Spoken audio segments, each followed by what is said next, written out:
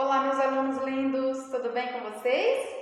Vamos para mais uma aula de matemática? Vamos à festa? Unidade 5 do livro de matemática.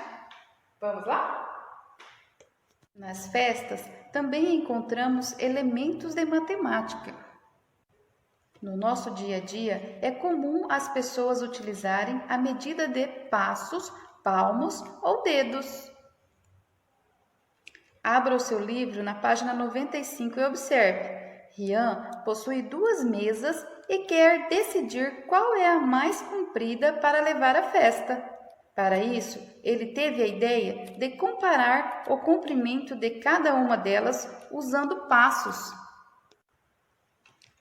Você pode descobrir a medida dos objetos da sua casa, o tamanho do seu quarto, utilizando passos, dedos ou palmos. Essas medidas são conhecidas como medidas não padronizadas, ou seja, aquelas coisas que não têm uma medida fixa.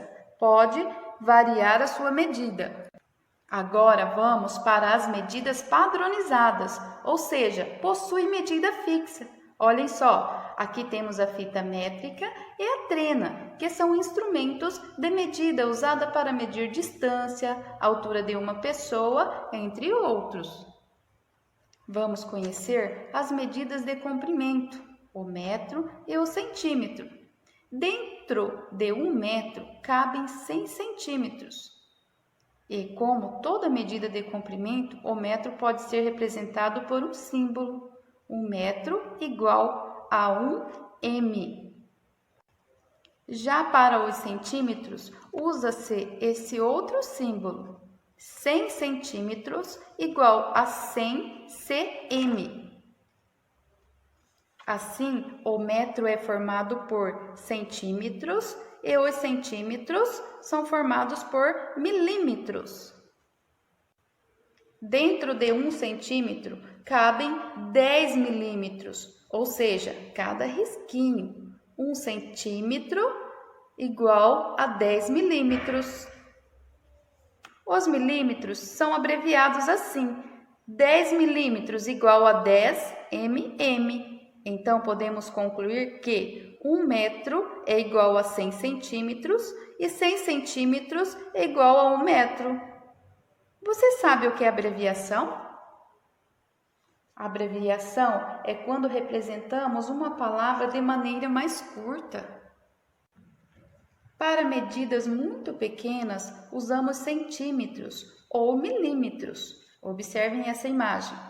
O apito está medindo 4 centímetros. Dentro desses 4 centímetros, temos 40 milímetros, ou seja, 40 risquinhos. Observamos unidades de medidas em muitas situações do nosso cotidiano. Porém, quando não temos um instrumento de medição adequado, podemos adaptar os objetos simples. Por exemplo, o barbante, que pode ser usado para medir a nossa altura. Observe.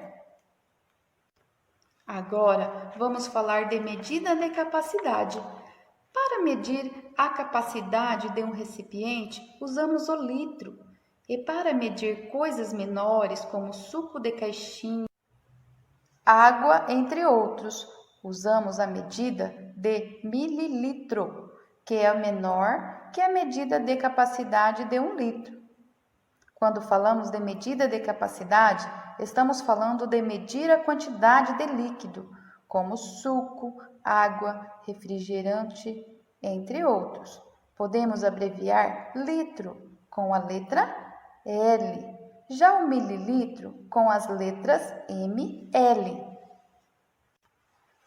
Agora vamos falar de massa.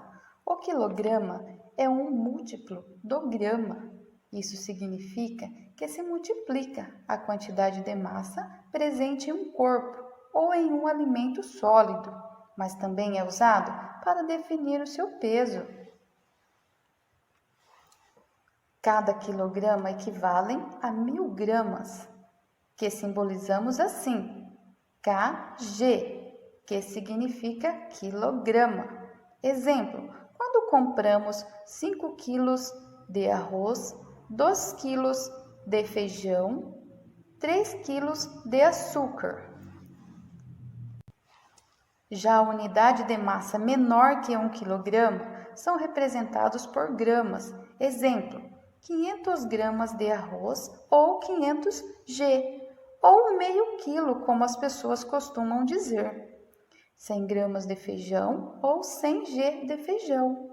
200 gramas de açúcar ou 200 G de açúcar.